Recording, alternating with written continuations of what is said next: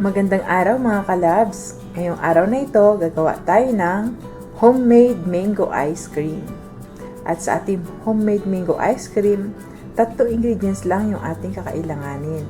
Ito ay ripe mango, 1 pirasong mangga po ito, na slice na po natin ng ganito kaliliit.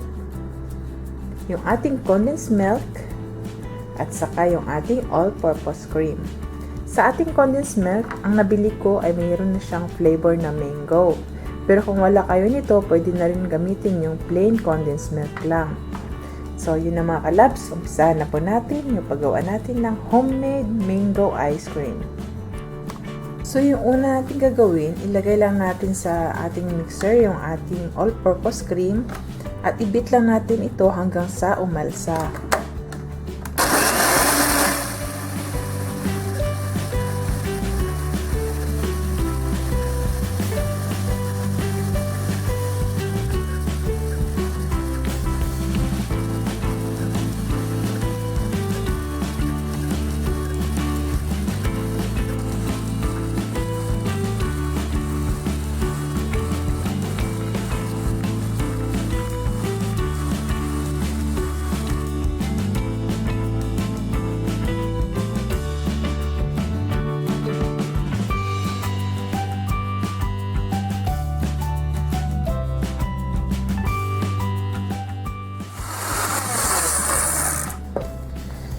So, yun na mga kalab, nasa stick peak na yung ating all-purpose cream or sabi natin kanina umalsa na.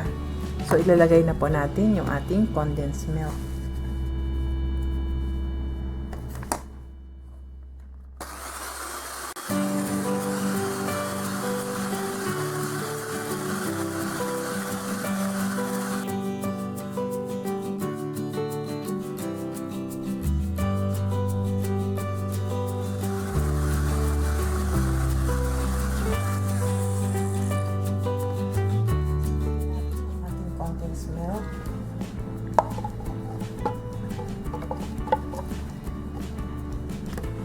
Patuloy nating i-beat yung ating condensed milk at saka yung ating all-purpose cream hanggang sa ma-well incorporate yung ating dalawang ingredients.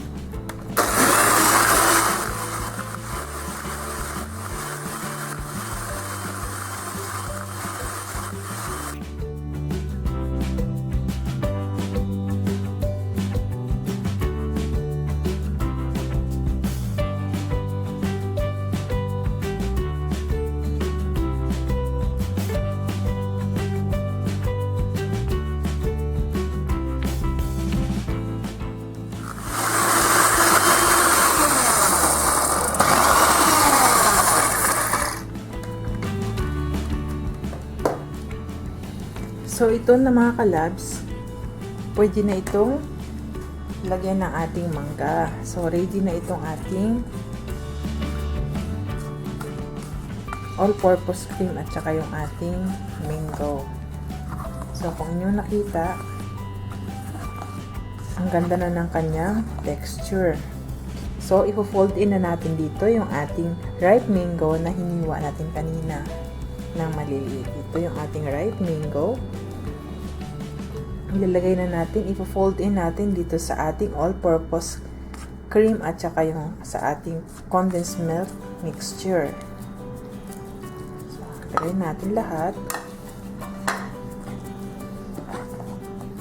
At ipo-fold in lang natin dito yung ating ripe mango.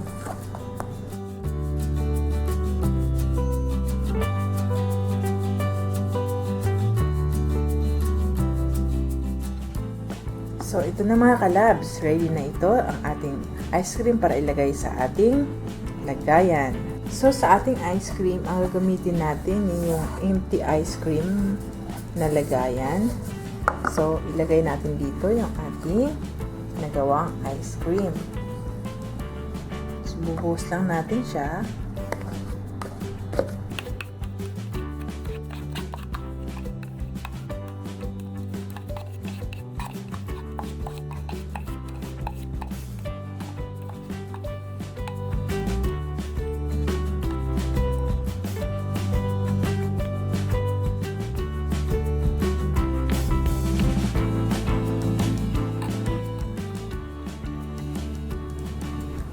At atin siyang tatakpan.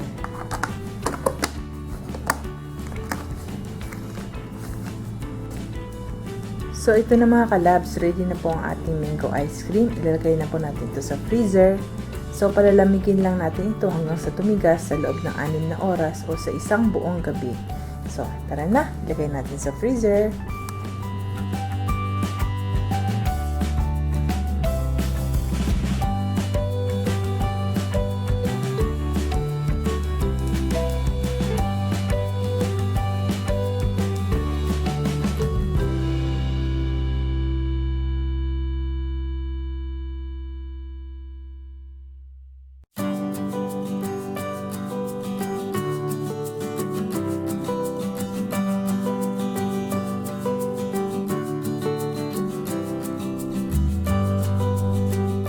Mga kalabs, after 6 hours or for the whole night na ating nilagay sa freezer itong ating ice cream, atin nang titikman itong ating mango ice cream.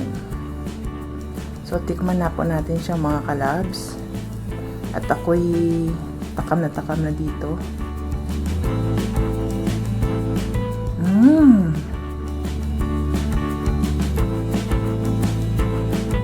Masarap siya mga kalabs. Creamy at lasang-lasa mo yung mango. Ang sarap niya. Ang dali lang gawin, di ba? At saka 3 ingredients lang yung kailangan natin dito.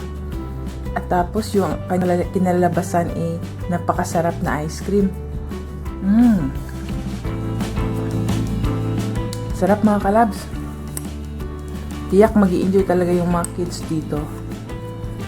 Kapag inyong ginawa ito sa mga anak ninyo, enjoy na enjoy, lalo na ngayong tag-init dito, naka-lockdown pa tayo, so hindi tayo pwedeng lumabas para bumili ng gusto ng ating mga anak. So, instead na lumabas tayo at bumili, gagawa na lang tayo dito sa ating bahay. Dahil napakadali lang namang gawin at 3 ingredients lang yung kailangan natin, makagawa na tayo nitong masarap na mango ice cream.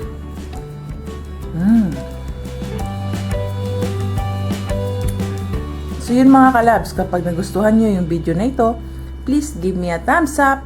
At kalabs, kapag ikaw ay bago pa lang sa aking YouTube channel, please subscribe. And don't forget to hit the notification bell para updated kayo sa akin pang mga yummy recipes na gagawin. So, hanggang dito na lang mga kalabs. Salamat po sa panonood. Hanggang sa muli. Bye-bye!